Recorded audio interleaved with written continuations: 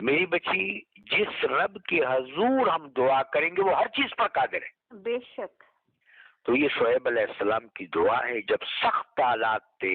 شعیب علیہ السلام اور قوم کے درمیان جب سخت حالات تھے، ناقابل حل حالات تھے، جی بہت ہی وہ کرٹیکل حالات تھے، تو سیدنا شیخ مدین شعیب علیہ السلام یہ دعا فرماتے تھے: ربنا افتح بیننا وبین قومنا بالحق وانت خیر الفاتحین.